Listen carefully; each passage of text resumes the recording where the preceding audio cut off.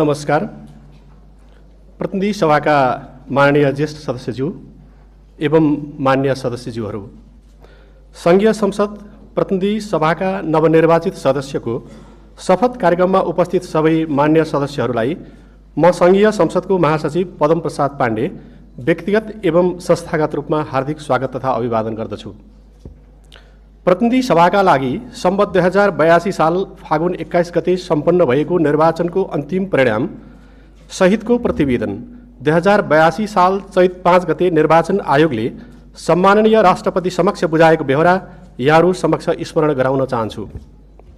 सर्वप्रथम म उक्त निर्वाचनबाट निर्वाचित हुनुभएका सम्पूर्ण मान्य सदस्यहरूलाई हार्दिक बधाई तथा जनअपेक्षा अनुकूल सफल कार्यकालको शुभकामना व्यक्त गर्दछु।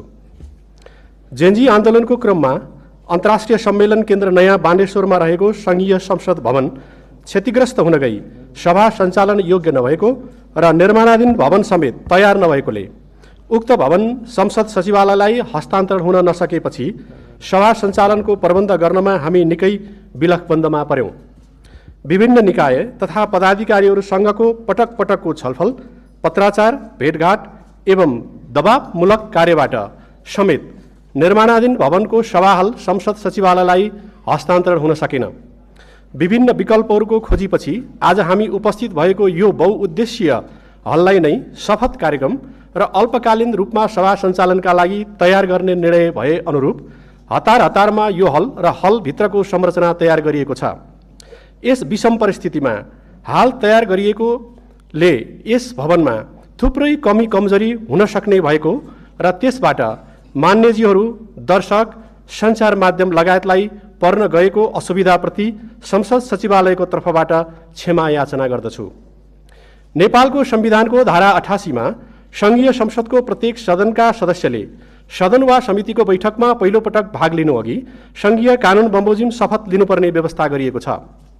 त्यसैगरी प्रतिनिधि सभा सदस्य निर्वाचन ऐन 2074 को दफा 75 को उपदफा 1 मा सदस्यले प्रतिनिधि सभा वा त्यसको कुनै समितिको बैठकमा भाग लिनु अघि प्रतिनिधि सभाको अध्यक्षता गर्ने व्यक्ति समक्ष शपथ लिनुपर्ने प्रावधान छ। नेपालको संविधानको धारा 91 को उपधारा 5 मा व्यवस्था भए अनुसार सभामुख र उपसभामुखको निर्वाचन नभएको अवस्थामा प्रतिनिधि सभाको बैठकको अध्यक्षता गर्नुहुने सभाको ज्येष्ठ सदस्य माननीय अर्जुन नरसिंह केसीले सम्माननीय राष्ट्रपति समक्ष मिति 2082 चैत 11 गते शपथ लिइसक्नु भएको बेहोरा यहाँहरूको जानकारीका लागि अनुरोध गर्दछु र आज अन्य सदस्यहरूले नेपालको संविधानको धारा 88 तथा प्रतिनिधि सभा सदस्य निर्वाचन ऐन 2074 को दफा 75 को उपदफा 1 को प्रावधान बमोजिम ज्येष्ठ सदस्य समक्ष शपथ लिने कार्यक्रममा यहाँहरू उपस्थित हुनुभएको बेहोरा जानकारीका लागि अनुरोध गर्दछु। शपथका क्रममा माननीय ज्येष्ठ सदस्यले म भनेपछि मसँगै आफ्नो नामथर भन्नुहुन र अरू शब्दहरू भनेपछि मान्य सदस्यहरूले पनि सोही अनुरूप वाचन गर्नुहुन अनुरोध गर्दछु। अब म प्रतिनिधि सभाका मान्य सदस्यहरूलाई शपथ गराइदिनुहुन मान्य ज्येष्ठ सदस्यज्यूलाई र शपथ लिनुहुन सबै सदस्यज्यूहरू समक्ष अनुरोध गर्दछु।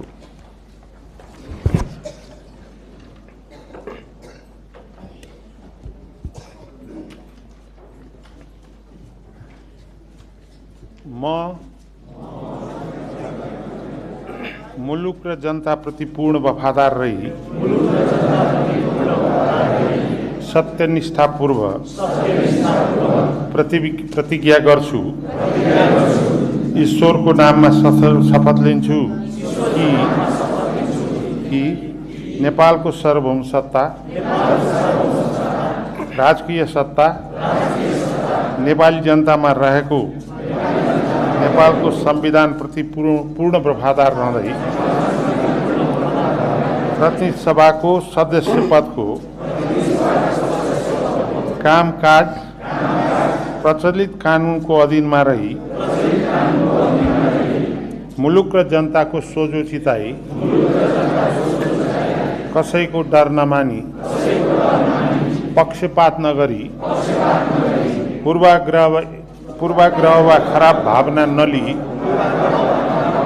पदीय गोपनीयता कायम राखी इमान्दारिता साथ काम गर्नेछु। धन्यवाद।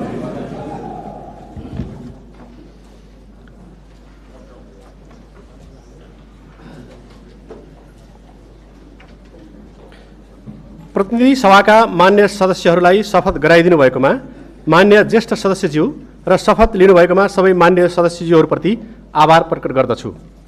मान्य सदस्यज्यूहरूलाई शपथ पत्रमा आफ्नो नाम, थर र मिति लेखी हस्ताक्षर गरिदिनु हुन अनुरोध गर्दछु।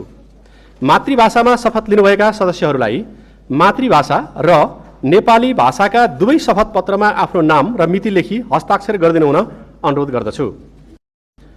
मान्य सदस्यहरूलाई आफ्नो शपथको फाइल यस कक्षको बाहिरको करिडोरमा बसेका सचिवालयका कर्मचारीहरूलाई बुझाई सङ्घीय संसदको लोगो र ब्याग त्यहीँबाट प्राप्त गर्नुहुन अनुरोध गर्दै मान्य ज्येष्ठ सदस्यज्यूको अनुमति